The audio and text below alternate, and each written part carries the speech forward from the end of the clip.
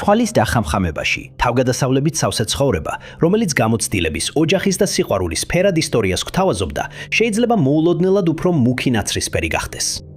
ყოველი გასული დღით ყველაზე საყვარელი ადამიანის არ ყოფნა დამთრგუნველ სიბნელეს ტოვებს, სანამ საბოლოოდ იმედის სინათლეც არ გაქრება და იქ, სადაც ადამიანები უნდა ყოფილიყვნენ, მხოლოდ კითხვები რჩება. ნომერი 20. 1999 წლის თებერვლის 27-ს, როცა თანამშრომლები მივიდნენ ნორკროსში, ჯორჯიის შტატში მდებარე სურათის ჩარჩოების კომპანიაში, შენობა წყლით იყო დათბორილი სპრინკლერის სისტემის გამო, რომელიც გააქტიურდა ხანძრის შედეგად კომპიუტერის პროგრამისტ ლისა გაიზის სამშაო ადგილზე. 26 წლის ლისა წინა დღეს მარტო მუშაობდა. ტერიტორია დამწვარი იყო და გაკეთდა შემზარავი აღმოჩენა. ლისას მაგიდასთან ახლოს სასიცოცხლო სითხე გროვდებოდა, რომელიც სპრინკლერებმა გაათხელა და გააფუჭა. და ლისა დაკარგული იყო. მომხდარის ადგილზე გამოძიება ჩატარებულმა პოლიციამ ახლომდებარე ტყიან ტერიტორიაზე იპოვა 10 ფუნტიანი კარის შემაკავებელი, რომელიც დაფარული იყო დაზიანებული წითელი სითხით და მიიჩნევა, რომ შესაძლოა იარაღი იყოს. ლისის ჩანთა, რომელშიც ყველაფერი იყო, გარდა მისი მანქანის გასაგებებისა, ახლომდებარე სახურავზე იპოვეს მას შემდეგ, რაც პეიჯერმა სიგნალი მისცა. მისი 1993 წლის ნისან პულსარი 1 კვარტლის მოშორებით აღმოაჩინეს. გამომძიებლებმა ასევე აღმოაჩინეს მცდელობები კომპანიის კომპიუტერიდან ინფორმაციის წაშლის. სასიცოცხლო სითხე იყო წასმული კომპანიის მანქანაზე და წითლად დალაქავებულ ქსოვილის საფოსტო ეტლზე. მიუხედავად მტკიცებულებებისა, ლისა და მისი სხეული ვერ იპოვეს. დეტექტივებმა ყურადღება გაამახვილეს ახლახან გათავისუფლებულ თანამშრომელზე, რომელმაც რეზიუმე გააყალბა და მითვისებისთვის გამოსაცდელ ვადაზე იყო. ვარაუდობენ, რომ ის შევიდა ფაილების წასაშლელად, მოულოდნელად შეხვდა ლისას, რომელიც პოლიციის აზრით მოკლეს, შემდეგ კი გადაადგილდა. ლუმინონის ტესტირებისას ეჭვიტანილის BMW-ზე ლაქები აღმოაჩინეს, მაგრამ შედეგი არ იყო დამაჯერებელი. წლების შემდეგ ეჭვმიტანილის ცოლმა ივარაუდა, რომ ლისა მათ საკუთრებაში არსებულ ერთ-ერთ ჭაში გადააგდეს, მაგრამ ძებნამ შედეგი არ გამოიღო. ლისა გაისის საქმე კვლავ გაუხსნელად რჩება. არავინ დაუკავებიათ და მისი ოჯახი დარწმუნებულია, რომ ის არ წავიდოდა დაგეგმილ ქორწილამდე, რომელიც სულ რამდენიმე კვირაში უნდა გამართულიყო. ნომერი 19. ჩვენგან უმეტესობას კარგად აქვს გაგონილი ტერმინი დიდი ძმა. ეს ფრაზა პირველად გაჩნდა დისტოპიურ რომანში 1984, რომელიც ჯორჯ ორველმა 1948 წელს დაწერა და დღესაც შედევრად ითვლება. წიგნში ორველი აღწერს მომავალს, სადაც მთელი მსოფლიო ერთმა მთავრობამ მართავს. ეს არის ჩაგვრის ეპოქა, როდესაც საზოგადოებას აიძულებენ დაემორჩილოს ბრძანებებს. წინააღმდეგ შემთხვევაში მათ საიდუმლო ოთახში, 101 ნომერ ოთახში გადაჰყავთ, საიდანაც ისინი სულიერად და ფსიქოლოგიურად კატეხილები გამოდიან. წიგნის ყველაზე დასამახსოვრებელი ასპექტი ის არის, რომ ყველა მუდმივი მეთოყურეობის ქვეშ იმყოფება და ერთი არასწორი ნაბიჯი ან აჯანყების მცდელობა უმკაცრესად ისჯება. რეალურ სამყაროში ბევრს ეშინია, რომ ეს რეალობად იქცევა. დაგან უსაფრთხოების კამერები ყველგან არის განთავსებული. და უკვე დამტკიცებულია, რომ სოფლიოს მთავრობები საკუთარ მოქალაქეებს უთვალთვალებენ. ამის კარგი მაგალითია, როცა ვინმე მეგობართან სიტყვიერად ან პირისპირ განიხილავს ახალი პროდუქტის შეძენას და რამდენიმე წუთში სწორედ ამ პროდუქტის რეკლამები ეჩვენება თავის სმარტ მოწყობილობაზე.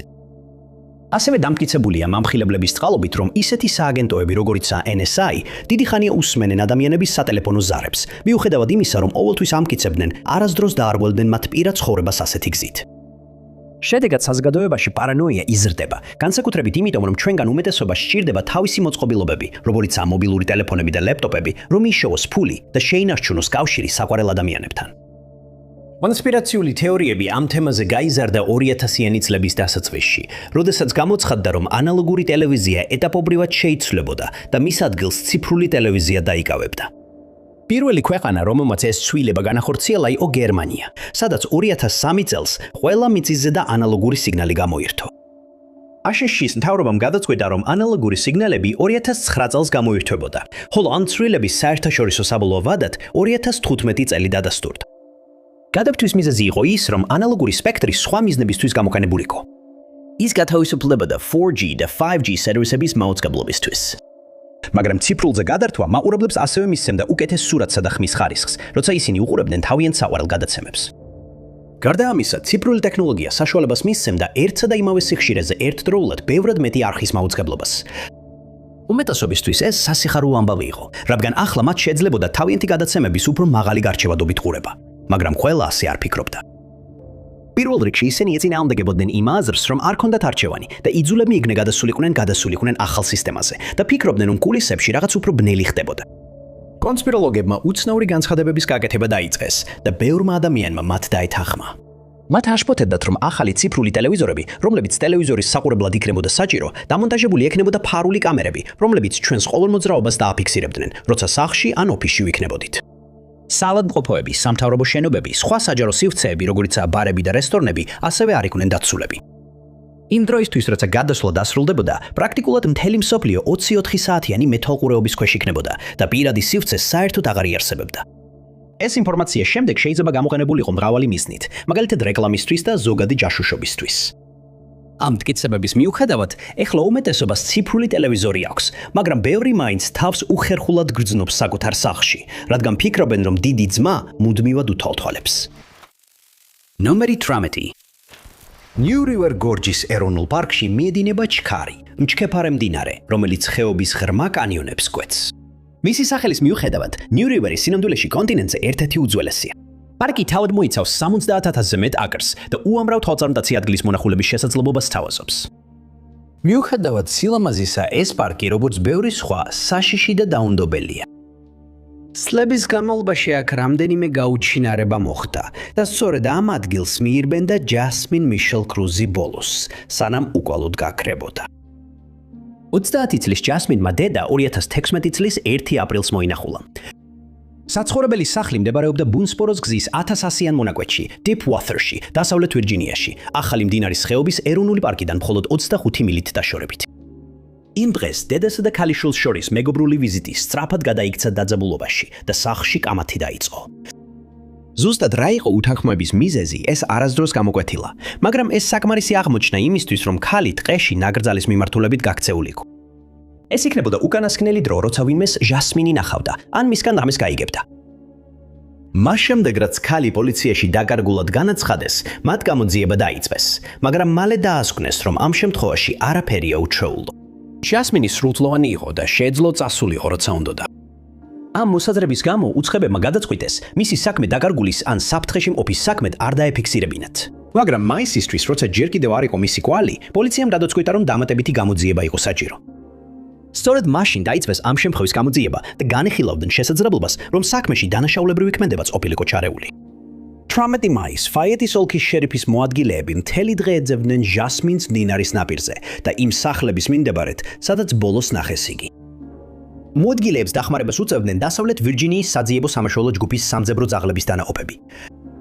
მიუხედავად საფუძვლიანი ძებნისა, არანაირი კვალი არ აღმოაჩინეს, რაც დაკარგული ქალის ადგილსამყოფელს ან ბედს მიანიშნებდა. არნიშნულია, რომ ჟასმინს არ აქვს არც ფსიქიკური და არც ფიზიკური მდგომარეობა, რაც მას თავისთვის ან სხვებისთვის საფრთხედ აქცევდა. იმის გათვალისწინებით, რომ ახლოს მდებარეობს New River Gorges ეროვნული პარკი, ხელისუფლება მიიჩნევს, რომ შესაძლოა ის ნაკრძალში დაიკარგა. თუმცა ტერიტორიის ძებნა არ ჩადარებულა და საქმე კვლავაც იმედგამაცრუებლად გადაუჭრელი რჩება. ნომერი 17. ადამიანების საუკუნეების განმავლობაში აღფრთოვანებულნი იყვნენ ღამის ცით, ხოლო მეცნიერები ვარსკვლავებს ძალიან დიდი ხანია სწავლობენ. მას შემდეგ ჩვენ ბევრი რამ ვისწავლეთ ჩვენი მზის სისტემის შესახებ და იმ სისტემების შესახებაც, რომლებიც მილიონობით სინათლის წელიწადით შორს არსებობენ. მერკური, ვენერა, მარსი, იუპიტერი და სატურნი ადამიანებს პრეისტორიული დროიდანვე იცოდნენ, რადგან ისინი ღამის ცაზე შეუიარაღებელი თვალით ჩანს. მაგრამ სხვა პლანეტები უფრო რთულად აღმოსაჩენია. პირველი ტელესკოპური აღმოჩენები 1791 წელს გაკეთდა, როდესაც უილიამ ჰერშელმა ურანი აღმოაჩინა. 1858 წელს იოჰან გალამ ნეპტუნი აღმოაჩინა, მას შემდეგ რაც ურბენ ლევერიესა და ჯონ კაუჩ ადამსის ნაშრომები შეისწავლა. პლუტონი, რომელიც ახლა აღარ იქნება პლანეტად, 1930 წელს კლაიდ თომბომ აღმოაჩინა და ახლა ის ჯუჯა პლანეტად არის ხელახლა კლასიფიცირებული.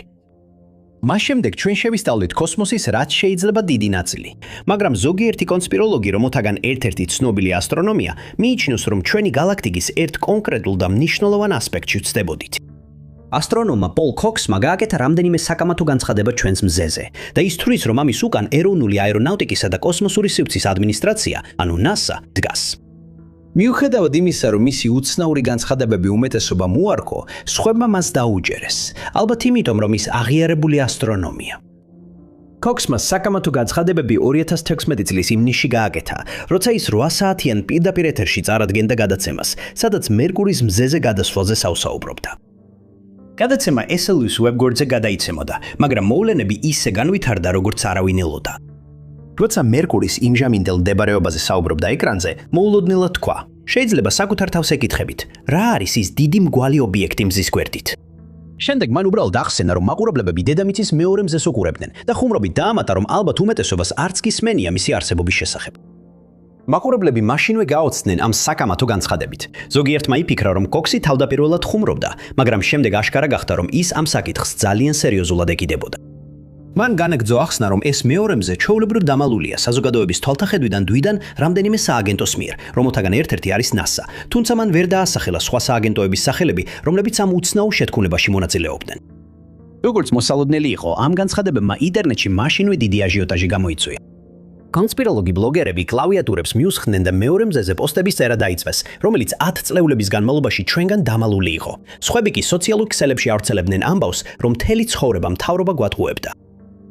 პრობლემა ამ კონსპირაციულ თეორიასთან ის არის, რომ ის წამოაყენა ადამიანმა, რომელიც იმ მომენტამდე თავის სფეროში პატივცემული იყო და კარიერის განმავლობაში ბევრი დამოუკიდებელი კვლევა ჰქონდა ჩატარებული. ამიტომ კონსპიროლოგებმა სწრაფად აიტაცეს ეს თემა და ინტერნეტი ამ სავარაუდო მოტყუების ამბებით აავსეს. კოქსის კოლეგა ასტრონომებმა სწრაფად მიუთითეს, რომ ობიექტი, რომელსაც ის აღნიშნავდა ამ კომენტარების გაკეთებისას, სინამდვილეში მერკური იყო, რომელსაც ის თავიდანვე განიხილავდა. მისი მტკიცებები სხვა ასტრონომებმა და ექსპერტებმაც უარყვეს, რომლებმაც საზოგადოებას დაარწმუნეს, რომ ჩვენ მხოლოდ ერთი მზე გვყავს და მსგავსი ციური სხეული ჩვენგან არ არის დამალული. ნომერი 16. AJ Bro, ჰომერის მოქალაქე, თავისი საზოგადოების საყვარელი წევრი იყო. ბოლო 3 წლების განმავლობაში ის ადგილობრივ ტანსაცმლის მაღაზიაში გამყიდულად მუშაობდა. ის განქორწინებული იყო და 3 ქალიშვილი ჰყავდა. AJ-საც ჰქონდა რამდენიმე უსიამოვნო შემთხვევა, განსაკუთრებით ალკოჰოლთან დაკავშირებით. 1983 წელს კრიტიკულ ზღვარს რომ მიაღწია, გადაწყვიტა, რომ საკმარისი იყო. მან დახმარება ითხოვა და 1991 წლისთვის უკვე 8 წელი იყო სუფთა. საკუთარი შეცდომებიდან გაკვეთილის მიღების შემდეგ 50 წლის ასაკში ის ყველაფერს აკეთებდა, რომ სხვებსაც დახმარებოდა იგივე პრობლემით. ის ადგილობრივი ანონიმური ალკოჰოლიკების შეხვედრების მდივნად დაინიშნა, იმ იმედით, რომ დაეხმარებოდა სხვებს, ვინც იგივე ბედის გზაზე იდგა. AJ-ის ძალისმევა აგვისტოში მოლოდნელად შეწყდა, როდესაც ის იდუმალ ვითარებაში გაუჩინარ და მისი ბედის შესახებ არანაირი კვალი არ დარჩა. 28 რიცხვი იყო, როდესაც მან ჩვეულებრივი ანონიმური ალკოჰოლიკების შეხვედრა დატოვა და შემდეგ ქუჩის გადაღმა გადავიდა სასურსათო მაღაზიაში, რომელიც ეყიდა. მან თავისი მანქანა Ford Tempo ჯიმბოუის პარკის სადგომში დატოვა, სადაც შეხვედრები ტარდებოდა. არ არის ნათელი, შევიდა თუ არა AJ მაღაზიაში, ან რაიმე იყიდა. უცნობია გაუჩინარ და მან შენობაში შესვლამდე, თუ შემდეგ დაიკარგა. იმ დროს AJ ერთ-ერთ ქალიშვილთან ერთად ცხოვრობდა და როცა იმ საღამოს სახლში არ დაბრუნდა, ქალიშვილმა მეორე დღესვე განაცხადა მისი გაუჩინარების შესახებ. მთელი ერთი დღე დასჭირდა გაუნძიებლებს, სანამ ტემპოსი პოვიდნენ მიტოვებულს კლუბ Easy Does-ის მოპირდაპირეთ. მანქანა ჩაკეტილი იყო და მისი პირადი ნივთების უმეტესობა შიგნით დარჩენილიყო, მათ შორის საფულე, ჩეკების წიგნი და საბანკო ჩანთა, რომელშიც $165 იდო. ადგილიდან დაკარგული იყო მანქანის გასაღებები და რძის ხუთი. ბენზინის ავზიც ცარიელი იყო, მიუხედავად იმისა, რომ სულ რამდენიმე საათით ადრე ჰქონდა ავსებული. ჰომას ერთ-ერთი მთავარი მოქალაქის გაუჩინარების ამბავი სწრაფად გავრცელდა საზოგადოებაში და თითქმის მაშინვე დაიწყო ცალკეული დანახვების შესახებ ცნობების მოზღვავება. 30 აგვისტოს იმავე დღეს, როცა მანქანა არ მოაჩინეს, მისი დიდი ხნის მეგობარი კენეთ პელეგრინი ამბობდა, რომ AJ-ის შეხვდა. მან განაცხადა, რომ დაკარგული კაცი მაღაზიის გარეთ სატელეფონო ჯიხურს იყენებდა. კენეთმა თქვა, რომ ის აბურდული შესახედაობის იყო და ჩვეულებრივზე ნაკლებად კომუნიკაბელური. მან ასევე შენიშნა, რომ AJ-ის 3 კაცი აკურდებოდა წითელი პატარა მანქანიდან. მეგობარმაც უცნაურად და მისთვის უჩვეულოდ მიიჩნია მისი ჩაცმულობა. მას ეცვა ფლანელის პერანგი, ფართო შარვალი და ძველი ჩოგბურთის ფეხსაცმელები, რომლებიც როგორც ჩანდა, მისი არ იყო. AJ-ის პირველ გაუჩინარების საღამოს თეთრი პერანგი და ჰალსტუხი ეცვა. მაღაზიაში შესვლისა და უკან გამოსვლის შემდეგ კენეთმა აღმოაჩინა, რომ ვერც თავისი მეგობარი და ვერც წითელი მანქანა აღარ იყო. იმავე დღეს სხვა ნაცნობმა, როგორც ამბობენ AJ და ის ავის მომასწავებელი, წითელი მანქანა შენიშნა. მანქანა სოფლის გზაზე მოძრაობდა, ჰომერიდან 8 მილით დაშორებით. შემდეგი თვითხილვარის მონათხრობი კიდევ უფრო შემზარავ ინფორმაციას შეიცავდა. როგორც ამბობენ, მან ჯიმბოუის პარკში 3 კაცი დაინახა, რომლებიც უცნობ მამაკაცს თეთრ მანქანაში ძალით სვამდნენ, ზუსტად იმ ადგილას, სადაც ტემპო იპოვეს. შემდეგ საქმე სერიოზულად შემოდრიალდა, როცა პოლიციის განყოფილებაში წერილი მივიდა, სადაც ნათქვამი იყო, რომ AJ გაუჩინარების საღამოს ნასვამი იყო და მუცელში თვითდაზიანება მიიღენა. წერილში ეწერა, რომ შემდეგ ის ბამბის ტომარაში ჩასვეს და კაშხალთან ახლოს მდებარე ბაიუს ნაპირიდან გადააგორეს. კაშხალი, რომელსაც ისინი გულისხმობდნენ, პარკთან ახლოს იყო და დეტექტივებმა სწრაფად დაიწყეს ფართომასშტაბიანი ძებნა, მაგრამ ვერაფერი იპოვეს და დაასკვნეს, რომ წერილი უბრალოდ ავადმყოფური ხუმრობა იყო. შემდეგი დაკარგული კაცის შესაძლო შემჩნევა 24 სექტემბერს მოხდა. ლოკპორტის მცხოვრებმა ქრისტი ბურდრომ ნახა, როგორ გაჩერდა ფურგონი მის სახლთან ახლოს. დაუვარცხნელი გარეგნობის კაცი ფორხილ-ფორხილით გადმოვიდა ფურგონიდან, რომელიც როგორც ამბობენ, ალკოჰოლის სუნს აფქვერდა. კაცი მასთან მივიდა და კითხა, სურდა თუ არა გატინული თევზის ხიდვა. მან უარი თქვა და კაცი წავიდა. ქრისტი მიფიქრა, რომ ის ნაცნობი ეჩვენებოდა და შეიძლება AJ ყოფილიყო. მას შემდეგაც აჩვენეს AJ-ის ძველი დაკავებისას გადაღებული ფოტო, როცა ის სვანდა, ქრისტი დარწმუნებული იყო, რომ ის კაცი, რომელიც ნახა, სწორედ ის იყო, ვისაც ეძებდნენ. მაგრამ ამ შესაძლო დანახობის მიუხედავად, AJ კვლავ შემაშფოთებლად დაკარგული რჩებოდა და ის მანქანები, რომლებთანაც ის ნახეს, ვერასდროს იპოვეს, ხოლო იდუმალი კაცები ვერასდროს ამოიცნეს. ნომერი 15. 1920-იან წლებში ჩინეთის ნაციონალისტურმა პარტიამ შემოგთავაზა, რომ იანგცის მდინარეზე უზარმაზარი კაშხალი აშენებულიყო. ამ პროექტის იდეა, რომელიც ახლა ცნობილია როგორც იანგცის მდინარის სამი ხეობის წყალსამეურნეო პროექტი, რამდენიმე წლით შეჩერდა, სანამ 1953 წელს არ გადაწყდა, რომ უნდა ჩატარებულიყო განხორციელებადობის კვლევა და არჩეულიყო ადგილი. მისი აშენების ერთ-ერთი მთავარი მიზეზი იყო დამანგრეველი წყალდიდობების კონტროლი, რომლებიც მდინარის ნაპირების გადმოსვლისას ხდებოდა. თუმცა ეს ასევე გახდიდა შესაძლებელს შიდა ვაჭრობას და შესაძლებელი იქნებოდა ელექტროენერგიის გამომუშავება ქვეყნის რამდენიმე რეგიონისთვის. მრავალი ადამიანი მაშინვე დაეთანხმა ამ იდეას, მაგრამ ზოგიერთმა ჩათვალა, რომ ეს პროექტი ცუდი იდეა იყო. მათ აშინებდათ, რომ კაშხალი შეიძლება ჩამოშლილიყო და 1,300,000-ზე მეტი ადამიანი დაკარგავდა სახლს და შესაძლოა სიცოცხლესაც. თუ ეს მოხდებოდა, ბევრი საკულტო კულტურული ადგილი მთლიანად განადგურდებოდა, არქეოლოგიური ძეგლები დაიკარგებოდა და მდინარის გასწვრივ მცხოვრები ადამიანები გაღატაკდებოდნენ. ასევე არსებობდა თეორია, რომ ასეთი უზარმაზარი წყლის მასის დაახლოებით 42 მილიარდი ტონის შეკავება ზიანს მიაყენებდა პლანეტას.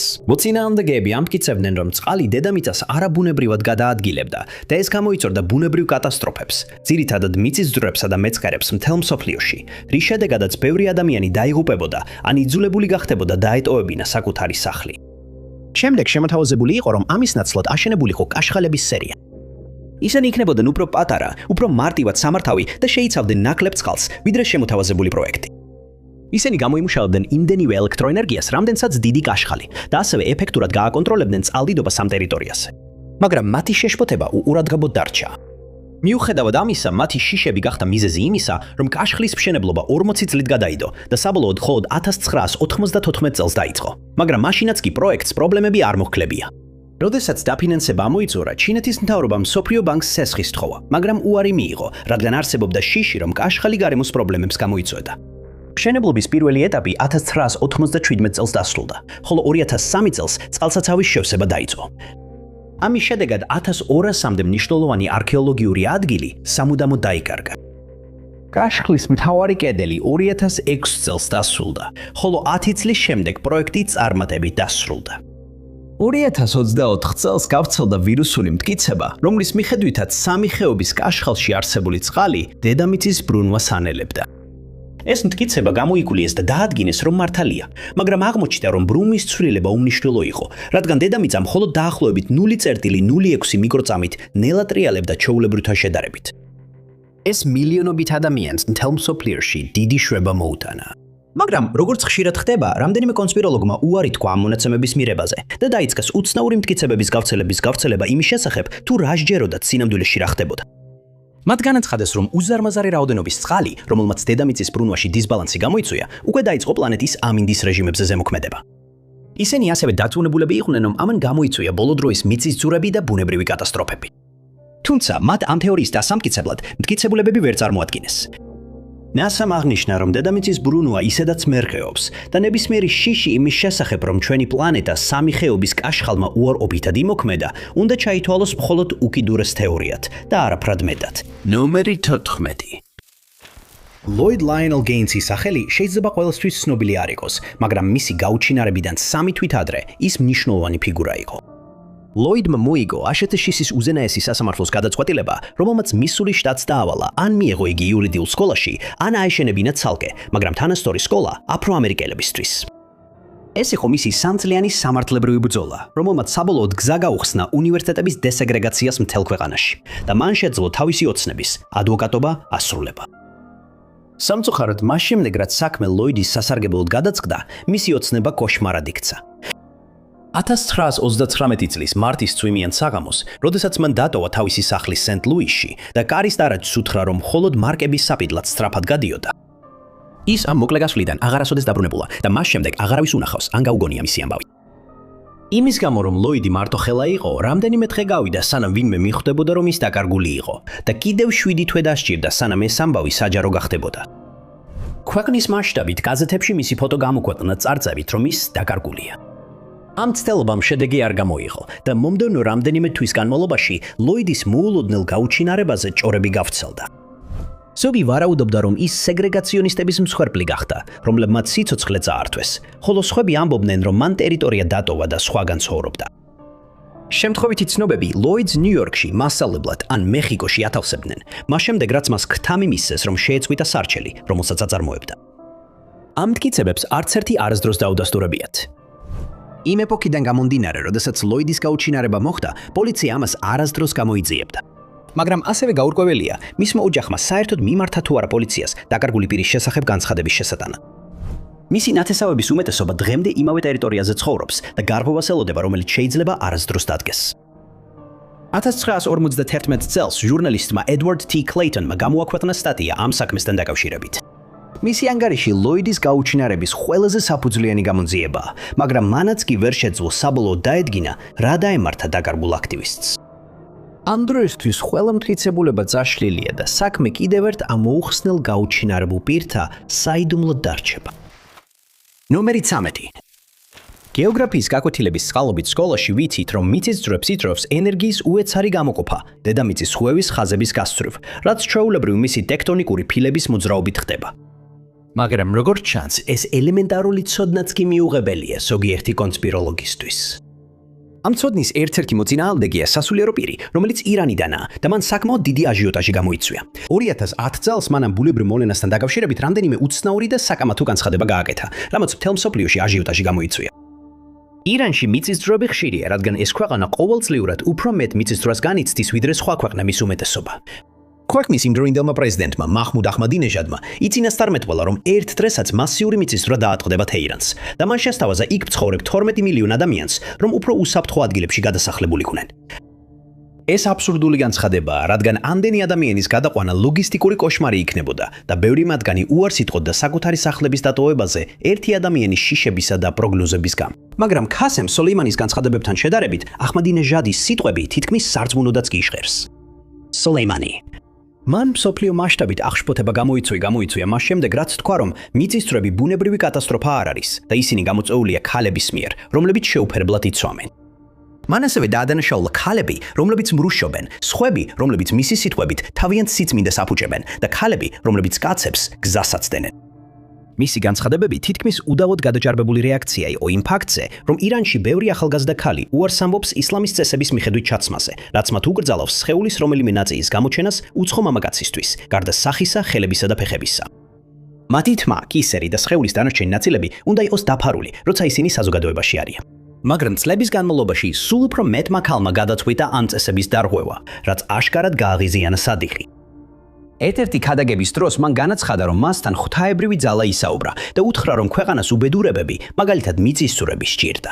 მან დაამატა, რომ ამ კატასტროფების თავიდან აცილება მხოლოდ იმ შემთხვევაში იქნებოდა შესაძლებელი, თუ ქალები დაიწყებდნენ სათანადოდ ჩაცმას და დაუბრუნდებოდნენ თავიანთ რელიგიურ ფესვებს. უნდა აღინიშნოს, რომ საუბარი იმ ქალებზეა, რომლებმაც უბრალოდ გადაწყვიტეს ტანზე მომდგარი პალტოები და შარფები ეტარებინათ, რაც თმას ნაწილობრივ აჩენდა, რაც დაუშვებელია. როდესაც კითხეს, როდის დაატყდება ეს მიწისძვრა ირანს, სადიკენ განაცხადა, რომ ზუსტ თარიღს ვერ დაასახელებდა, თუმცა კიდევ ერთხელ აღნიშნა, რომ კატასტროფის დადგომა მხოლოდ დროის საკითხია. მან ასევე უჩია თეირანში მცხოვრებ ხალხს დაუყოვნებლივ გადაენაცვლოთ სხვა ადგილას, ან სულ მცირე 12 მილიონი მოქალაქიდან სულ მცირე 5 მილიონი მაინც გადასულიყო, რათა შემცირებულიყო მსხვერპლთა რაოდენობა, როცა მიწისძვრა საბოლოოდ მოხდებოდა. მისი აზრი გაიზიარა ქვეყნის სოციალური უზრუნველყოფის მინისტრმაც, რომელმაც განაცხადა, რომ ლოცვა და მონანიება იყო ერთადერთი გზა ამ კატასტროფის თავიდან ასაცილებლად და რომ აღნიშნულმა ქალებმა უნდა დაიწყონ თავიანთი ცოდვების მონანიება და პატიების თხოვნა. Seismologებმა გააფრთხილეს ირანის მთავრობა, რომ ადრე თუ გვიან თეირანს ძლიერი მიწრო დაატყდება თავს და ზოგიერთ რომ მათგანმა შესთავაზა, რომ დედაქალაქი სხვაგან გადაიტანონ, რათა რაც შეიძლება მეტი სიცოცხლე გადაარჩინონ. სადიხე მიიჩნევს, რომ თუ თეირანის ქალები არ აირჩევენ მონანიებას და არ უარყოფენ თავიანთ ცოდვილ გზებს, ისინი გახდებიან მიზეზი უმძიმესი კატასტროფისა, რომელიც უამრავ სიცოცხლეს შეიწირავს და ქვეყანას ფინანსურ კრიზისში ჩააგდებს, რომლისგანაც გამოყვანას 10 წლეულები დასჭირდება. ნომერი 12. შერი დაჰერდი. კიდევ ერთი მაგალითი გახდა აუხსნელი გაუჩინარების. ის დაიბადა 1963 წლის ივლისში და გაიზარდა პარადაის ველიში, არიზონაში. 28 წლის ასაკში, 1991 წელს, ის ცხოვრობდა ფენიქსის ჩრდილო-აღმოსავლეთ ნაწილში. ის თავის მეგობარ ბიჭთან ერთად ცხოვრობდა East Via Estrellas ქუჩის 6400-იან კვარტალში და ორივე საარსებო წყაროდ ხეების გასხვლით ირჩენდა თავს. მიუხედავად იმისა, რომ ეს გარეგნული მხარე ბედნიერ ცხოვრებას გავდა, სინამდვილეში ასე არ იყო. სახლში რაღაცა ბნელი იმალებოდა. ყველა ამბობდა, რომ შერი გარეგნულად ბედნიერად გამოიყურებოდა, მიუხედავად იმისა, თუ შინაგანად რას გადიოდა. თუმცა, ის ნათელი ხასიათი იმ წელს გაქრება, როცა რაღაც მართლაც უცნაური მოიცავს პარადაის ველს. 29 მარტი იყო, როცა შერი სახლიდან გავიდა და პარადაის ველის სავაჭრო ცენტრისკენ გაემართა. მას საცურაო კოსტიუმის ყიდვა ჰქონდა დაგეგმილი და თავის მეგობარ ბიჭს ფული სთხოვა. მან სიხარულით მისცა ფული და შერი წავიდა. საღამოს 8 საათზე ღამის სიბნელეში გავიდა. ის აღარავის უნახავს. მხოლოდ რამდენიმე დღის შემდეგ, როცა შერის ოჯახმა რამდენჯერმე დაურეკა და პასუხი ვერ მიიღო, დაიწყეს ნერვიულობა და აღმოაჩინეს, რომ იმ საბედისწერო საღამოს სავაჭრო ცენტრში წასვლის შემდეგ შერი სახლში აღარ დაბრუნებულა. როდესაც ნათესავებმა გაიგეს, რომ შერი სავაჭრო ცენტრში იყო წასული, თავდაპირველად თალად დაიწყეს მისი ძებნა. ისინი მივიდნენ სავაჭრო ცენტრის ავტოსადგომზე, სადაც შერის მიტოვებულ მწვანე ელ კამინოს მიაგნეს. მანქანა დატოვებული იყო ტარგეტის ავტოსადგომზე. ოჯახმა მაშინვე შეამჩნია რამდენიმე უცნაური დეტალი ამ აღმოჩენასთან დაკავშირებით. პირველ რიგში მძღოლის სავარძელი უფრო უკან იყო გადაწეული, ვიდრე შერი მიჩვეული იყო. ის იყო 5 ფუტი და 3 ინჩი სიმაღლის, ხოლო სავარძლის მდებარეობა მიუთითებდა, რომ იქ ბევრად უფრო მაღალი ადამიანი იჯდა. ეხლა დაკარგული ქალის საფულე, ჩანთა და პირადობის დამადასტურებელი დოკუმენტები მის East Via Estrellas სახლში აღმოაჩინეს. ბოლოს ხელისუფლება შეიტყობდა შერის მოულოდნელი გაუჩინარების შესახებ და დაკითხავდა მის მეგობარ ბიჭს. მან მათ უამბო მოულოდნელად სავაჭრო ცენტრში წასვლის შესახებ საცურაო კოსტიუმის საკითხად, მაგრამ არ აუხსნა რა მოხდა იმ ღამით მანამდე. საცურაო კოსტიუმი სასტრაფო ნივთი არ იყო და დილამდე თავისუფლად შეიძლებოდა დაეცადათ. როდესაც პოლიცია უფრო ღრმად დაიწყო გამოძიება, მათ გამოავლინეს ის სიბნელე, რომელიც ამ სახლს დიდი ხნის განმავლობაში სდევდა. აღმოჩნდა, რომ წყვილს ოჯახური კონფლიქტების ისტორია ჰქონდა, სადაც ხშირად ბიჭი იყო ინიციატორი. დეტექტივებმა სწრაფად გააკეთეს დასკვნა და მთავარი ეჭვმიტანილი საქმეში მეთიუ იჩალესი დაასახელეს. მათი ეჭვები კიდევ უფრო გამზაფხდა, როდესაც მოწმეებმა შემაშფოთებელი რამ გაამხილეს. როგორც ამბობენ, იჩალესი რამდენიმე ადამიანს თრაბახობდა, რომ სრულყოფილი დანაშაული ჩაიდინა. ის თითქოს ამტკიცებდა, რომ შერი მოკლა და მისი სხეული ხის დამტვრებელში მოიშორა. ამ ბრალდების დამადასტურებელი მტკიცებულება არასდროს მოიძებნა და პოლიციამ ვერ დაადასტურა, შერი საერთოდ გარდაცვლილი იყო თუ არა. როგორც ჩანს, არაფერი მიუთითებდა იმაზე, რომ ეს ასე იყო. ერთი წლის შემდეგ იჩალესი დააკავეს ნასვამ მდგომარეობაში მანქანის მართვისთვის. 1995 წელს კვლავ დააკავეს თავდასხმისა და ნარკოტიკების დარღვევისთვის. იგივე მიზეზით დააკავეს 1989 და 2007 წლებში. შემდეგი რამდენიმე წლის განმავლობაში შერი დოჰერტის საქმე მიძინებული იყო, სანამ 2016 წლის მარტში მოულოდნელი ახალი ამბების გამოქვეყნება არ მოხდა. KTAR News-მა განაცხადა, რომ ფენიქსის პოლიცია შესაძლოა ამ საქმეზე ვიმეს დაკავებასთან ახლოს იყოს. დამატებითი დეტალები არ გაუციათ, მაგრამ თითქმის 10 წლეულის შემდეგაც კი შერის გაუჩინარებაში ჯერ კიდევ არავისთვის წაუყენებიათ ბრალი. ნომერი 11. Project Bluebeam. Maki gets used for the Project Blue Book, which is supposed to steadily science speed of it was, also ფინპრშეიცავს უცხოპლანეტელების ელემენტებს. მაგრამ შეთქმულების თეორეტიკოსების მიხედვით, ის ასევე ეხება რელიგიას და ბოროტ შეთქმულებას, რომელსაც მსოფლიოს მთავრობები ატყობენ. ეს თეორია არსებობს 1990-იანი წლებიდან, როდესაც კანადელმა ჟურნალისტმა სახელად სერგეი მონასტმა პირველად გააცნო იგი მსოფლიოს. მიუხედავად იმისა, რომ მან არასოდეს გაამჟღავნა თავისი წყაროები, განაცხადა, რომ NASA ხელმძღვანელობდა ოპერაციას, რომლის დროსაც ახალი ეპოქის რელიგია დამყარდებოდა, ჰოლოგრაფიული გამოსახულებების გამოყენებით და საზოგადოების გონებით მანიპულირებით. მან განაცხადა, რომ პროექტი 4 ეტაპად უნდა განხორციელებულიყო.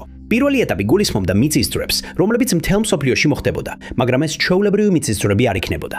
ისინი იმავე მთავრობების მიერ ხელოვნურად იქნებოდა გამოწვეული ძალიან კონკრეტული მიზნისთვის. მას შემდეგ, რაც მიწის ძვრები ჩაცხრებოდა, არქეოლოგები დაიწყებდნენ გამორჩეული აღმოჩენების გაკეთებას ახლად გამოჩენილი მიწის ქვეშ. ეს ეჭვქვეშ დაატენებდა ჩვენს წარმოდგენას რელიგიასა და ისტორიაზე და ბევრი ადამიანი დაზემოთხსენებულ ახალი ეპოქის რელიგიას მიყვებოდა.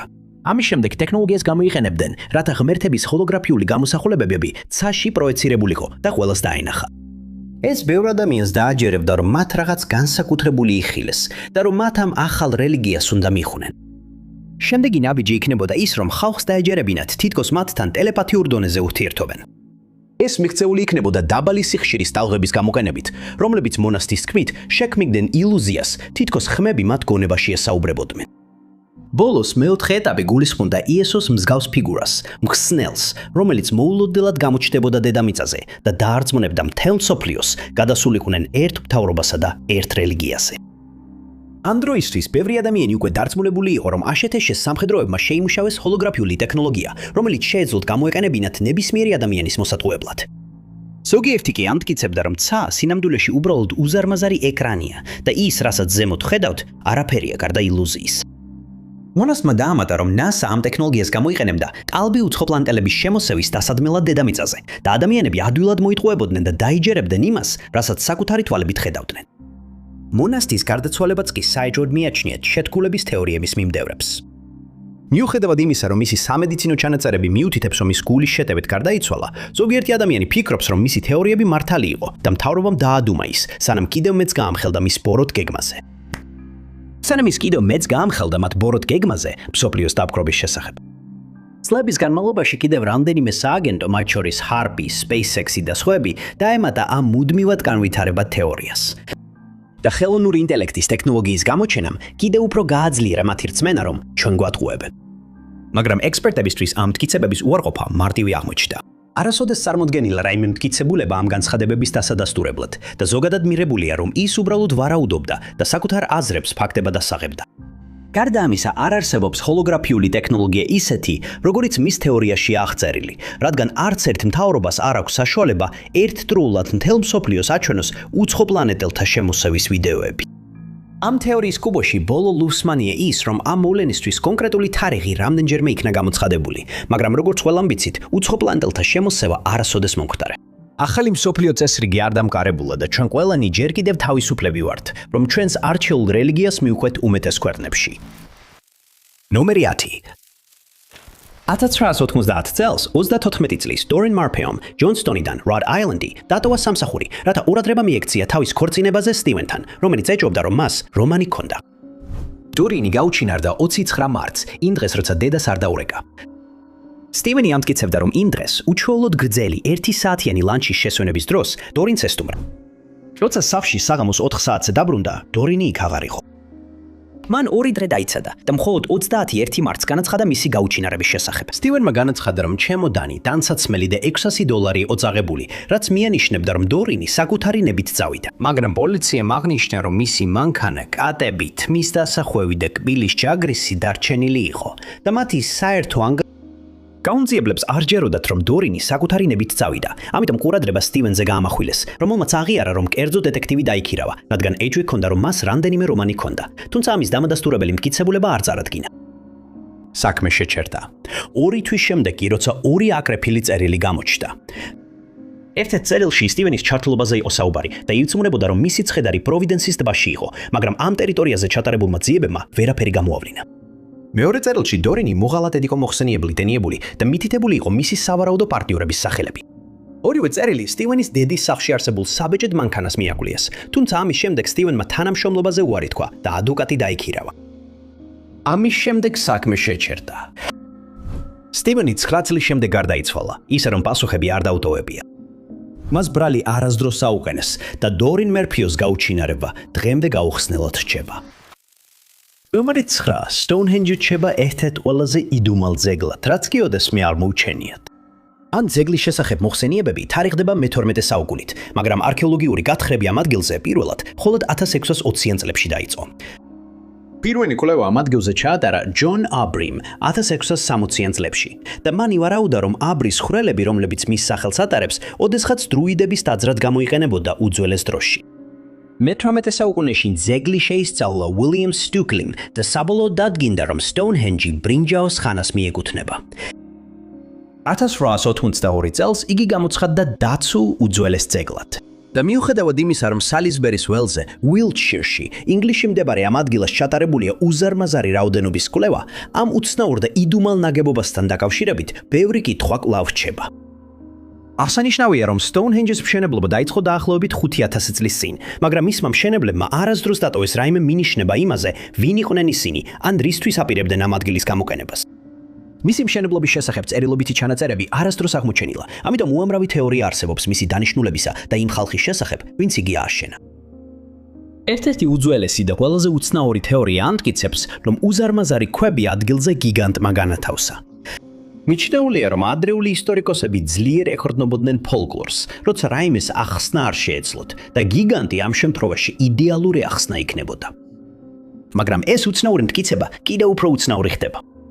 იმ დროის ზოგიერთი ისტორიკოსის თქმით, გიგანტს ქვების ადგილზე მოტანა უბრძანა მერლინმა, ჯადოქარმა, რომელიც ხშირად არტურის ლეგენდებთან ასოცირდება. სხვა და ალბათ ყველაზე გავრცელებული თეორია, რომ ის აშენდა უცხო პლანეტელების მიერ, რომლებმაც დედამიწა ათასობით წლის წინ მოინახულეს. სხვები კი ფიქრობენ, რომ მათ უბრალოდ იმ ტერიტორიაზე მცხოვრებ ხალხს მისცეს ქვების გადასაადგილებლად საჭირო ტექნოლოგია და ეს ტექნოლოგია უბრალოდ დროის განმავლობაში დაიკარგა.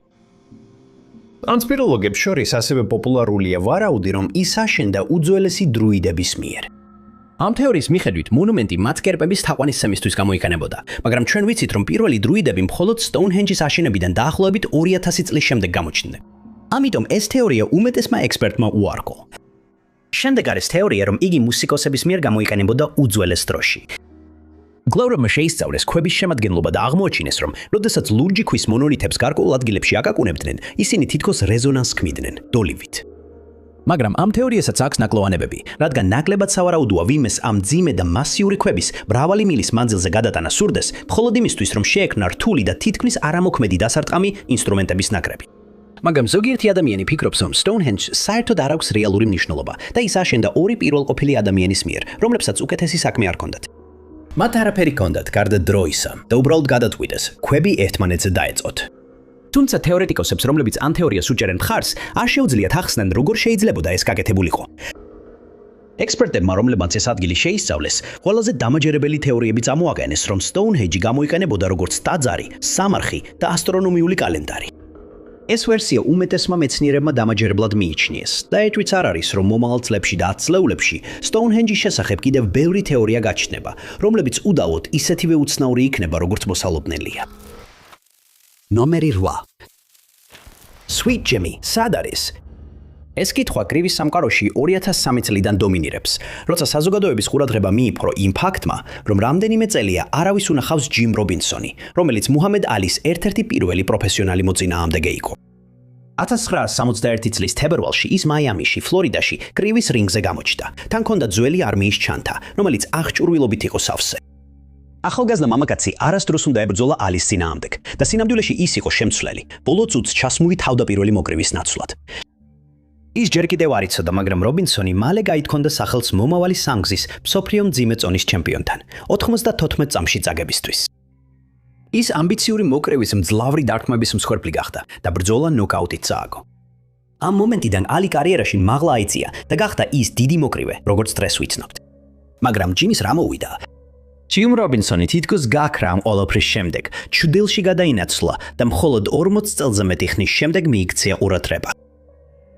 ეს იყო ავტოგრაფების კოლექციონერი სტივენ სინგერი, რომელმაც აღმოაჩინა, რომ მოკრივე დაკარგული ადამიანი იყო.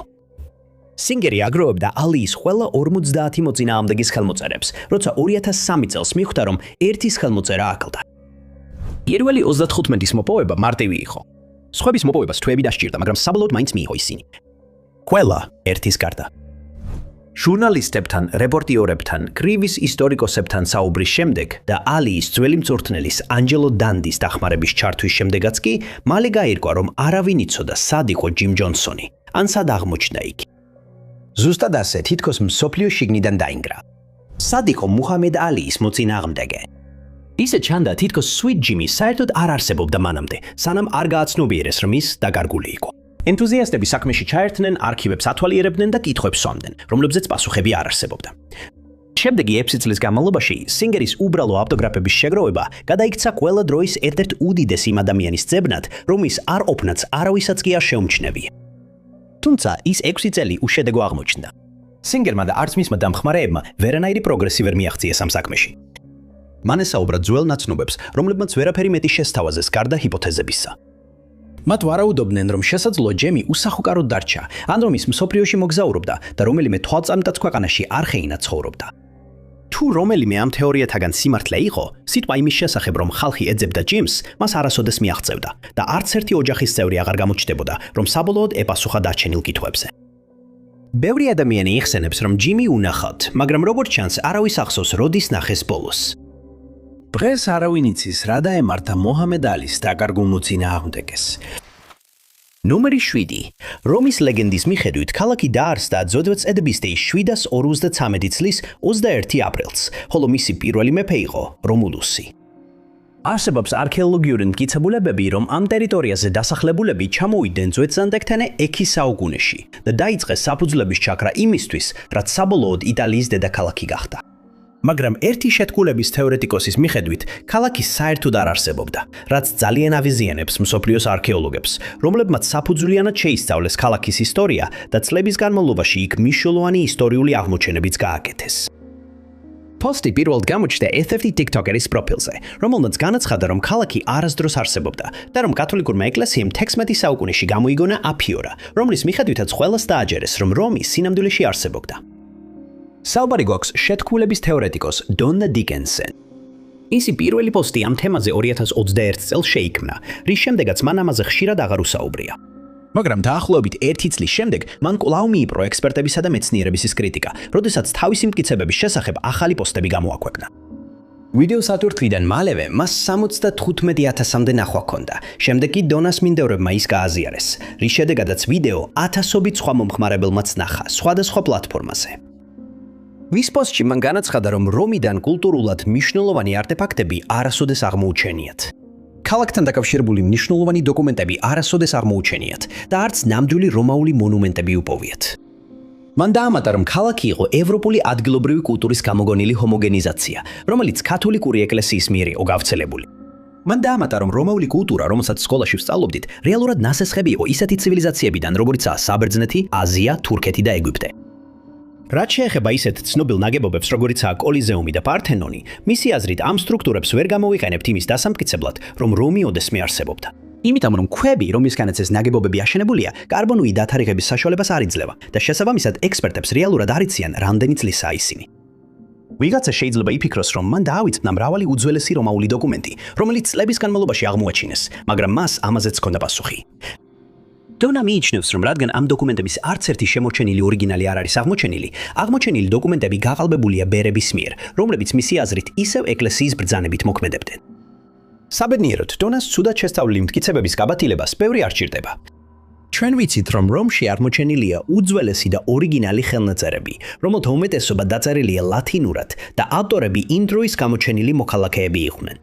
როდესაც ეს მტკიცებები გახმაურდა, ბევრმა ადამიანმა იკითხა, რა გამოცდილება ჰქონდა დონას და რა სპეციალიზაცია ჰქონდა, რომ ასეთი დასკვნები გამოეტანა. აღმოჩნდა, რომ ის იყო ყოფილი გასართობი ჟურნალისტი, რომელსაც ანთროპოლოგია და ისტორია ჰქონდა შესწავლილი და კოლეჯი მესამე კურსის ბოლოს მიატოვა. ვისი მტკიცებები სრულად უარყვეს ექსპერტებმა, მაგრამ სამწუხაროდ ბევრი ადამიანი მაინც ფიქრობს, რომ მისი თეორიები ფაქტებზეა დაფუძნებული, რაც ნამდვილად ასე არ არის. ნომერი 6. ეს იყო რეკორდების დამყარების დრო. ადამიანები დიდ მიღწევებს აღწევდნენ, როდესაც პირველად შემოივლიდნენ გლობუს გემით, გადაკვეთდნენ ატლანტიკის ოკეანეს და ფეხით ექსპედიციების დროს ყინულში გაეჯედებოდნენ. ფრენკლენსაც სურდა თავისი სახელის რეკორდების წიგნში მოხვედრა უჩვეულო წამოწყებისთვის, რომ გამხდარიყო პირველი ადამიანი, ვინც ველოსიპედით შემოივლიდა დედამიწას. ამის ნაცვლად ის სხვა მიზეზით გახდებოდა ცნობილი. ფრენკი პენსილვანიიდან იყო და ველოსიპედისტთა საზოგადოებაში დიდ პატივს სცემდნენ. ზოგი ფიქრობდა, რომ მისი განზრახული მოგზაურობა სიგიჟე იყო, სხვები კი აპლოდისმენტებით აცილებდნენ, როცა ის გაემგზავრა. ველოსიპედისტმა თავი დაანება ბუღალტრის სამსახურს და გამგზავრება 1892 წლის 25 მაისს დაგეგმა. მან პიტსბურგში ველოსიპედზე დაჯდა, ორწლიანი მოგზაურობისთვის ბოლო მზადებები გაიარა, თავგადასავალი, საიდანაც აღარ დაბრუნდებოდა. ფრენკის მარშრუტი მას რამდენიმე თვის განმავლობაში ჩრდილოეთ ამერიკაში გაატარებინებდა, სანამ აზიაში ზღვით გაემგზავრებოდა, სადაც 20,000 მილიანი ველოსიპედით მოგზაურობა გაგრძელდებოდა. იაპონიიდან მან გზა ჩინეთში გააგრძელა, შემდეგ ბირმაში, ინდოეთში და სპარსეთში. ამ დროისთვის უკვე 1894 წელი იყო. როდესაც ფრენკი სპარსეთიდან გაემგზავრა, ის ევროპაში ბოლო ეტაპისთვის ემზადებოდა. მაისი იყო, როდესაც ფრენკი თაბრისში, ირანში ჩავიდა, ხოლო შემდეგი დანიშნულება 450 კილომეტრით იყო დაშორებული. ის უნდა ჩასულიყო უზურუმში, თურქეთში, მაგრამ იქ არასდროს ჩასულა.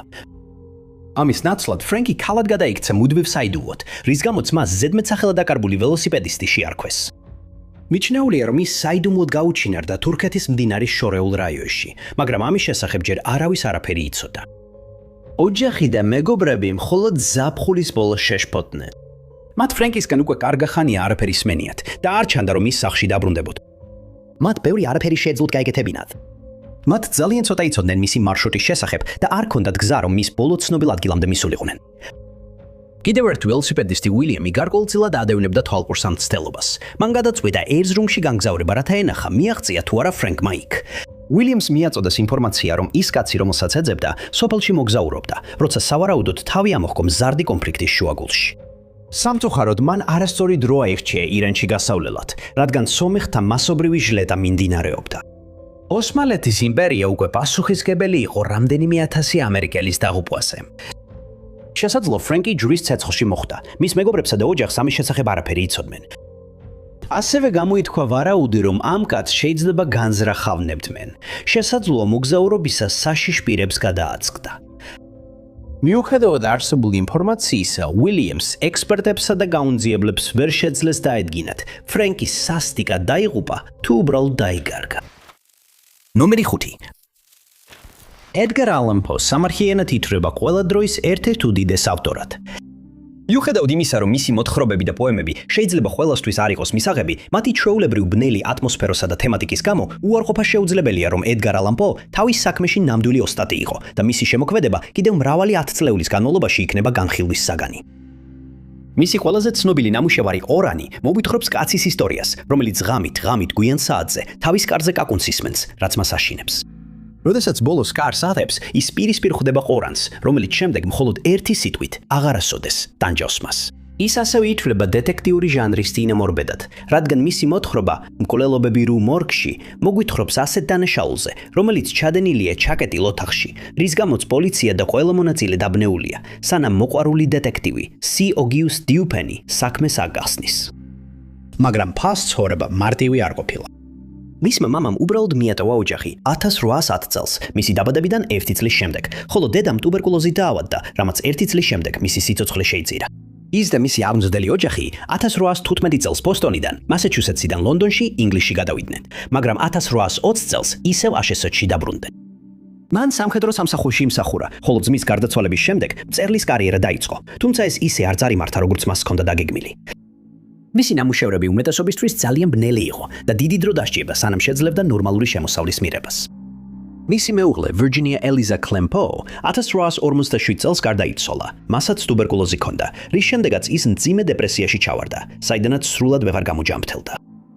ბოლოს მან აღიარება მოიპოვა თავისი ნამუშევრებისთვის და ამბობენ, რომ ის იყო პირველი ამერიკელი ავტორი, რომელმაც მხოლოდ წერით შეძლო საარსებო შემოსავლის მიღება. მიუხედავად იმისა, რომ მან საბოლოოდ მიაღწია წარმატებას არჩეულ პროფესიაში, მიიჩნევა, რომ მეუღლის გარდაცვალების შემდეგ ის აღარასოდეს ყოფილა ნამდვილად ბედნიერი. და მისი საკუთარი გარდაცვალებაც დღემდე საიდუმლოებითაა მოცული, რომელიც ზოგიერთი კონსპიროლოგის აზრით უფრო ბოროტია, ვიდრე გვაჯერებენ. საქმე ეხება 1859 წლის 3 ოქტომბერს. ედგარ პო ბალტიმორში ნახევრად გონება დაკარგული იპოვეს და მოწმეების თქმით ის ძლიერ შეწუხებული იყო და დახმარება სჭირდებოდა. მას სვისი ტანსაცმელი ეცვა და გამუდმებით იმეორებდა სახელს რეინოლდსი.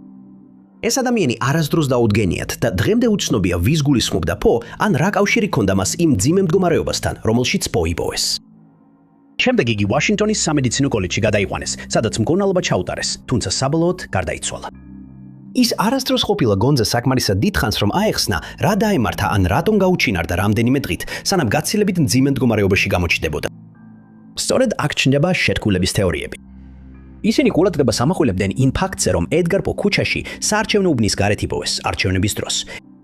ისინი მიიჩნევენ, რომ მისი გარდაცვალება დაგეგმილი იყო და რომ ედგარ პო კუპინგის მსხვერპლი გახდა. ეს არის შემთხვევა, როდესაც udანაშაულო მოქალაქეს ქუჩიდან იტაცებენ და აიძულებენ მრავალჯერ მისცეს ხმა, მაგრამ მხოლოდ მას შემდეგ, რაც მას ძალით აძლევენ ნივთიერებას, რომელიც მას ადვილად მართვაც ხდის. რა თქმა უნდა, ეს არასოდეს დამტკიცებულა, მაგრამ ზოგიერთი თეორეტიკოსი მიიჩნევს, რომ სწორედ ეს ხსნის, რატომ იპოვეს ედგარ პო ესეთ საშინაო მდგომარეობაში და რატომ ვერ მიიღო მან სათანადო სამედიცინო დახმარება, რაც იმ დღეს მის სიცოცხლეს გადაარჩენდა. ნომერი 4. ყველას არ აქვს ისეთი ბედი, როგორიც მირტლს ჰქონდა, რომელმაც თავის საზოგადოებაში დიდი სიყვარული იპოვა. Susan Hope's ნამდვილად არ ჰქონდა. 1970-იან წლებში სამი შვილის დედამ დაიწყო რთული და დამღლელი განქორწინება თავის მეუღლესთან, რეიმონდთან. მან აღმოაჩინა მისი ბნელი საიდუმლო, რომელიც მათ ძიძას ეხებოდა. მის უიღბლობას ისიც დაემატა, რომ სიუზანი, რომელსაც სიუდ მოხსენება ერჩივნა, მოხდა ავტოავარიაში, რომელმაც თითქმის იმსხვერპლა მისი სიცოცხლე მას შემდეგ, რაც გზიდან გადავიდა. სიტუაციის კიდევ უფრო გასართულებულად, სიუს სახლიც იდუმალ ვითარებაში დაიცვა. 1979 წლისთვის სიუ უკვე ძალიან დაღლილი იყო იმ ყველა უბედური საჩუქრით, რაც ცხოვრებას მისთვის ჰქონდა მომზადებული, მაგრამ მისი უიღბლობა ამით არ დასრულებულა. იმედით, რომ მდგომარეობას გააუმჯობესებდა, სიუ ახალ შეყვარებულთან გადავიდა საცხოვრებლად და კარგ ბინაში დასახლდა. მაგრამ ის შეყვარებული სამხედრო იყო და ხშირად სხვაგან ამწესებდნენ. ისინი ყოველდღე წერილებს წერდნენ ერთმანეთს, მაგრამ ეს მაინც არ იყო საკმარისი. იმავე წლის თებერვალში მან ასევე აღმოაჩინა, რომ ვიღაცამ მის საბანკო ანგარიშზე ჩეკები გააკალბა. როგორც ამბობენ, მან განაცხადა, რომ იცოდა ვინ იდგა ამის უკან, მაგრამ არასოდეს დაუკონკრეტებია, ვინ იყო ის ადამიანი. სიუმ განაცხადა, რომ მასთან დაპირისპირებას აპირებდა, მაგრამ ჩვენ არ ვიცით, ეს დაპირისპირება მართლაც მოხდა თუ არა, რადგან მალევე ის იდუმალად გაუჩინარდა. თებერვლის 12-ში ბავშვები სახლში დაბრუნდნენ და დედის მიერ დატოვებული წერილი დახვდათ. წერილში ეწერა, რომ თუ ისინი სახმისლასში მისვლისას დედას ვერ ნახავდნენ, მეზობელთან უნდა წასულიყვნენ. ამის ნაცვლად ბავშვებმა დარჩენა გადაწყვიტეს და მოულოდნელად კარს აკვირდებოდნენ. ყველაზე შემზარავი კი ის იყო, რომ მათი დედა აღარასოდეს გაივლიდა ამ კარებში, მაგრამ რეიმონდი კი გაივლიდა. იმ საღამოს რეიმონდი სახლში მივიდა, თითქოს და ბავშვის ალიმენტი გადაეხადა, მაგრამ ბავშვები მარტო დახვდნენ და მიანიშნა, რომ ისინი მიატოვა იმ ერთადერთმა ადამიანმა, ვისაც ისინი ყველაზე მეტად უყვარდა. როცა გავრცელდა ინფორმაცია, რომ სიუ დაკარგული იყო, რამდენიმე დეტალი მალე გახდებოდა ცნობილი. გაუნძიებლები აღმოაჩენდნენ, რომ ქალს არ წაუღია დამატებითი ტანსაცმელი, რაც საეჭვოა იმ ადამიანისთვის, ვისაც თითქოს და განზრახ მიეტოვებინა საკუთარი შვილები. მეზობელი მოგვიანებით კიდევ ერთ მნიშვნელოვან დეტალს შესთავაზებდა და იტყოდა, რომ სიუ ჩასხდომია ლურჯ მანქანაში, რომელიც აღწერეს როგორც სატვირთო კამპერის სახურავით ან ფურგონი.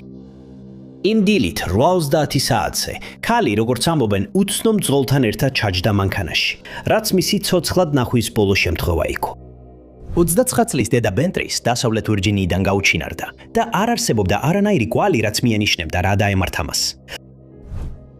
წლები გავიდა, სანამ სიუს სახელი კვალ გამოჩნდებოდა მედიაში, მაგრამ ეს არავითარ შვებას არ მოუტანია.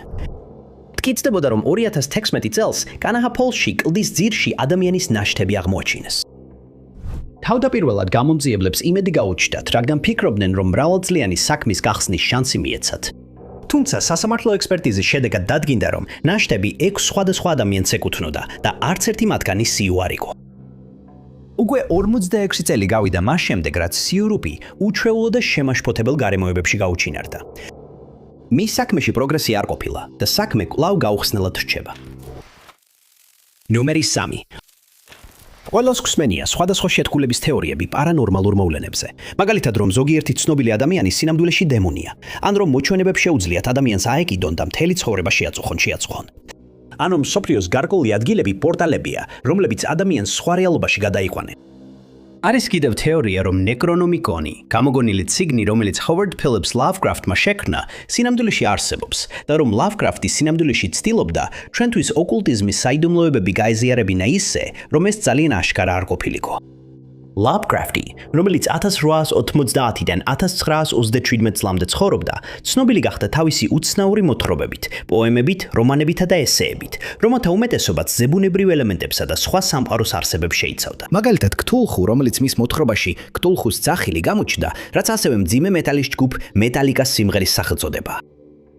ეს არსება პირველად 1928 წელს გამოჩნდა და აღწერილია როგორც ვაფეხას მსგავსი თავით, სახეზე საცეცებით, ქერცლიანი, რეზინს მიმსგავსებული ტანით და ზურგზე გრძელი ვიწრო ფრთებით. ის 100 ფუტის სიმაღლისაა და აქვს ადამიანის მსგავსი ხელები და ფეხები. საუკუნეების განმავლობაში ქთულუ მძინარე მდგომარეობაში იმყოფებოდა ჩაძირულ ქალაქ რლიეში, წყნარ ოკეანეში. როდესაც ვარსკვლავები სწორად განლაგდებიან, არსება ივიდებს და ქაოსი იწყება. მთელი დედამიწა კატაკლიზმში ეშვება და კაცობრიობა თითქმის მთლიანად ნადგურდება. ნეკრონომიკონი კთულჰუს მითოსის ნაწილია და ლავკრაფტმა ახსნა, რომ წიგნისა და მისი სახელის იდეა სიზმარში დაებადა. მას ხშირად უწოდებენ მკვდართა წინსაც და პირველად ლავკრაფტმა იგი ახსენა მოთხრობაში სახელად მეძებარი. წიგნის ისტორიაზე წერისას ლავკრაფტმა აღნიშნა, რომ თავდაპირველად მას ეწოდებოდა ალ-აზიფი, რაც არაბული სიტყვაა და აღნიშნავს ღამით გარკვეული მწერების მიერ გამოცემულ ხმას, რომელსაც ბევრი ადამიანი დემონების ყვირილის მსგავსად აღწერს. წიგნის ავტორია ნახევრად შეშლილი არაბი მამაკაცი, აბდულ ალ-ჰაზრედი, რომელიც ლავკრაფტის ორქმნილებას იოგს, სოთოც და ქთულჰუს სცემდა თაყვანს. ის გარდაიცვალა იდუმალ გარემოებებში 738 წელს, მას შემდეგ რაც მასზე უზარმაზარი არსება დაესხა თავს. მისი გარდაცვალების შემდეგ წიგნი ფილოსოფოსებმა შეისწავლეს, ხოლო 950 წელს იგი ბერძნულად თარგმნეს, სწორედ მაშინ ეწოდა მას ახალი სახელი, ნეკრონომიკონი. წიგნის გარეგნობაზე ბევრი არაფერია ცნობილი, მაგრამ ლავკრაფტმა აღნიშნა, რომ ის ტყავშია შეკრული და რამდენიმე მეტალის შესაკრავითაა დაკეტილი. წიგნის შიგნით კითხველი იპოვის აკრძალული ცოდნის კრებულს, მათ შორის შელოცვებს, რიტუალებსა და ინფორმაციას უძველეს და დავიწყებულ არსებებზე, როგორიცაა ქთულჰუ. მაგრამ ყველას არ შეუძლია მისი გახსნა და წაკითხვა. ამბობენ, რომ ვინც ამ ტექსტს წაიკითხავს, რეალობის საშინელ სიმართლეს გაიგებს და ამ ცოდნის მირების შემდეგ გაგიჟდება. გარდა ამისა, ვინც წიგნის საკითხვას წარმატებით შეძლებს გამოიძახოს საშინელი და უზარმაზარი არსებები, რომლებიც მთელ მსოფლიოში განადგურებას დათესავენ. მისი გამოკანება შესაძლებელია სხვა სამყაროებში პორტალების გასახსნელად, ბნელი და აკრძალული მაგიური რიტუალების ჩასატარებლად და რეალობის სიმართლის გამოსავლენად. რაც იმაში მდგომარეობს, რომ ყველაფერი რაც ვიცით და ვხედავთ, არა მხოლოდ შექმნილია, არამედ იმართება უძველესი არსებების მიერ, რომლებიც დღემდე არსებობენ. ნეკრონომიკონი, რა თქმა უნდა, გამოგონილი წიგნია, რომელიც ჰოვარდ ფილიპს ლავკრაფტმა თავის გონებაში შექმნა. მაგრამ ბევრი ადამიანი ფიქრობს, რომ ესეთი ტექსტი რეალურად არსებობს და მხოლოდ დროის საკითხია, სანამ ვინმე მის გამოყენებას გადაწყვეტს და ამ პროცესში მსოფლიო ქაოსში ჩააგდებს. ნომერი 2. მირტლ პოლკი დალასის საზოგადოების საყრდენი იყო. 40 წელზე მეტი ხნის განმავლობაში ის ასწავლიდა ISD სკოლებში, ხოლო 30 წელზე ცოტა მეტი ხნის განმავლობაში იგი ადგილობრივი ეკლესიის ერთგუნი წევრი იყო. მირტლი 48 წლის განმავლობაში ერთსა და იმავე კაცზე იყო დაქორწინებული. ეს ნიშნობა მაშინ შედგა, როცა ის 30 წლის იყო. სამწუხაროდ მისი ქმარი 2010 წელს გარდაიცვალა და თავისი მოსიყვარულე ცოლი თითქმის მარტო დატოვა. მიუხედავად იმისა, რომ მარტო ცხოვრობდა, მირტლმა თანადგომა იპოვა იმ საზოგადოებაში, რომელსაც ბოლო რამდენიმე წლის განმავლობაში უვლიდა. ეხლა მათი ჯერია, რომ მას მოუარო. 88 წლის მირტლმა დემენციის ნიშნები 2024 წლის დასაწყისში გამოავლინა, თუმცა სრულად ფუნქციონალური დარჩა, მაგრამ ბევრი დახმარება სჭირდებოდა. მისმა ოჯახმა იმ წელს განსაკუთრებული არაფერი შეამჩნია, მაგრამ მალე ყველაფერი უჩვეულოდ შეიცვლებოდა. იმ წლის 8 ივნისი იყო, როცა მირტლი თავის აივანზე იჯდა და წინ ეზოს უხურებდა Indian Creek Trail-ის 1100 ბლოკში დალასში, ტეხასის შტატში. იმ დღეს ბაღში რაღაც სამუშაოები ჰქონდა გაკეთებული და როგორც ჩანდა, ახალი იერი მოსწონდა. მაშინ როცა მისი ქალიშვილი შორიდან უყურებდა დედის ბედნიერებას, თვისებას, რომელსაც მალე სიბნელე გადაეფარებოდა. დაახლოებით საღამოს 9 საათზე ქალმა ტელეფონით მეგობართან ისაუბრა. მეგობარს უთხრა, რომ ხვალისთვის ეკლესიაში წასასვლელად ტანსაცმელს ამზადებდა, თუმცა იქ აღარასოდეს მივიდოდა. ის შორეული აღფრთოვანება და მეგობრული სატელეფონო ზარი იქნებოდა ბოლო შემთხვევა, როცა ვინმეს მირტლი ენახა, ან მისგან რამე გაეგონა. ის გაუჩინარდა იმ საღამოს 9 საათსა და მომდევნო დილის შორის. ამაღელობელ Singing Hills ბაპტისტურ ეკლესიაში სკამებზე იჯდა მისი ვაჟი, რომელიც მაშინვე შეშფოთდა დედის არ ყოფნით. დამატებითი გამოძიების შემდეგ მან აღმოაჩინა, რომ დედა არც სახლში იყო და მაშინვე განაცხადა მისი გაუჩინარების შესახებ. 10 ივნისს გამოცხადდა Silver Alert-ი, ეხლა უკვე დაკარგული ქალის გამო და სამართალდამცავების სასტრაფოდ ჩაერთნენ გამოძიებაში. საბჭოს მცდელობებმა აჩვენა, რომ მირტლის 2004 წლის შავი Lexus ES 330-იც დაკარგული იყო. მისი არყოფნა მიანიშნებდა იმაზე, რომ მირტლი იმ დღეს სახლიდან მანქანით წავიდა, ეკლესიაში წასვლას აპირებდა, მაგრამ გზაში რაღაც შეემთხვა, ან გზა აებნა. მიუხედავად ფართომასშტაბიანი ძებნისა და გამოძიებისა, იმ წელს ხელისუფლებამ ვერანაირი პროგრესი ვერ მიაღწია. არ არსებობდა არანაირი კვალი, არავინ უნახავს და არც რაიმე მინიშნება შემოსულა. მირტლი გაუჩინარდა. ნიშნულოვანი დრო გავიდოდა, სანამ შემდეგი გარღვევა საბოლოოდ მოხდებოდა. ამ დროისთვის ბევრს უკვე დავიწყებული ქონდა დაკარგული ქალი. გარდა ოჯახის წევრებისა და მეგობრებისა, რომელთაც მოულოდნელი გაუჩინარების გამო ტკივილი არ შეუმსუბუქდათ. 2025 წლის 4 ნოემბერი იყო, როდესაც მერტლის მანქანა საბოლოოდ იპოვეს, მაგრამ მისი მდებარეობა დამაიმედებელი არ იყო. მანქანა ჩაძირული იყო 5 Mile Creekში, Wagon Wheel Trail-ისა და სამხრეთ ლანკასტერის გზის მახლობლად. ისას იარდზე მეტით იყო უახლოესი გზიდან დაშორებული. იმის რწმენით, რომ მირტლი ალბათ შიგნით იყო, მანქანის ნაკადულიდან ამოღების მცდელობები სწრაფად დაიწყო. ამის შედეგად საიდუმლო კიდევ უფრო გათრმავდა. მირტლი ამოღებულ მანქანაში არ იყო. მის კვალი არც მანქანაში და არც მიმდებარე ტერიტორიაზე არ აღმოჩნდა. ისე ჩანდა, თითქოს მან მანქანა დატოვა, სანამ ის წყალში ჩავარდებოდა. შემდგომში დაიწყო კიდევ უფრო მეტი ძებნა, მათ შორის მოხალისეების და სამძებრო ძაღლების ჯგუფების დახმარებით.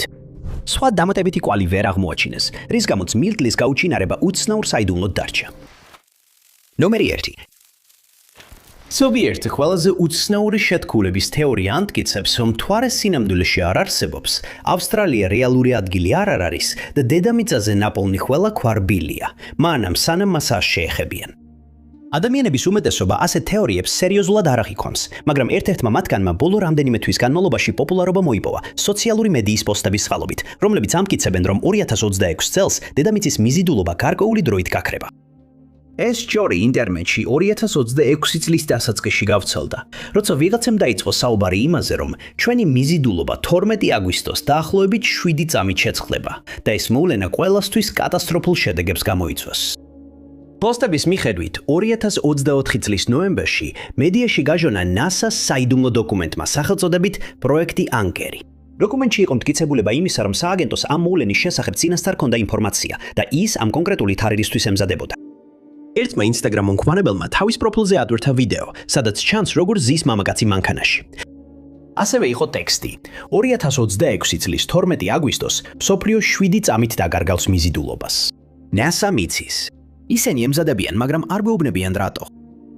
ტექსტში ასევე იყო ნათქვამი, რომ გრავიტაცია კონკრეტულად 7.3 წამით გაქრება და შედეგად გამოწვეული კატასტროფა 40-დან 60 მილიონამდე ადამიანის სიცოცხლეს შეიწიროს. ისინი ამტკიცებენ, რომ ნებისმიერი საგანი, რომელიც მიწაზე არ არის დამაგრებული, ზემოთ ლիვლივს დაიწყებს და 7 წამის შემდეგ ყველაფერი ისევ დედამიწაზე ჩამოვარდება. შესაბამისად, ისინი ფიქრობენ, რომ ბევრი ადამიანი ჰაერში აიწევა და შემდეგ ან დაცემის შედეგად, ან დიდი საგნების მათზე ჩამოვარდნის გამო დაიღუპება. ისინი ასევე ამტკიცებდნენ, რომ უმეტესობა საგანი დაახლოებით 65 ფუტით აიწევა ჰაერში და ეს მთელ მსოფლიოში მასობრივ პანიკას გამოიწვევს. სხვა მომხმარებელი ამტკიცებს, რომ პროექტ Anchor-ს დაახლოებით 89 მილიარდი დოლარის ბიუჯეტი აქვს და რომ NASA მასზე რამდენიმე წელია მუშაობს. ამას ემატება ვარაუდი, რომ სააგენტოს სურდა ჩაეტარებინა ექსპერიმენტი, რათა ენახა გადარჩებოდით თუ არა დედამიწაზე გრავიტაციის გარეშე 7 წამის განმავლობაში. ზოგიერთი ამტკიცებს, რომ ამ გრავიტაციული ანომალიის შედეგი იქნება მინიმუმ 10 წლიანი აღდგენა ეკონომიკური კრახის შემდეგ. და რომ მოგვიწევს ჩვენი თემების აღდგენის დაწყება, რადგან დედამიწაზე თითქმის ყველა ინფრასტრუქტურა სერიოზულად დაზიანდება ან მთლიანად განადგურდება. ცნობილია, რომ მზის დაბნელება დაფიქსირდება 2026 წლის 12 აგვისტოს, მაგრამ უცნობია, მიიღებენ თუ არა შეთქმულების თეორეტიკოსები ამას ნიშნად იმისა, რომ იმავე დღეს რაღაც ბევრად უფრო ბოროტი მოხდება. მას შემდეგ რამდენიმე ექსპერტმა საჯაროდ განაცხადა და დაარწმუნა საზოგადოება, რომ იმ დღეს გრავიტაცია ისეთივე ნორმალური იქნება, როგორც ყოველთვის და არავის სჭირდება რაიმე განსაკუთრებული ზომების მიღება, რადგან ეს თეორია სრულიად გამოგონილი და მცდარია.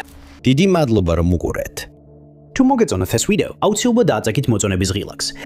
ასევე არ დაგავიწყლეთ გამოიწეროთ არხი და დააწკაპუნოთ შეტყობინების ზარზე, რომ არ გამოტოვოთ ჩვენი მომავალი ვიდეოები. მე ვარ Top 5 Unknowns და შემდეგ ვიდეოში ისევ შეგხვდებით.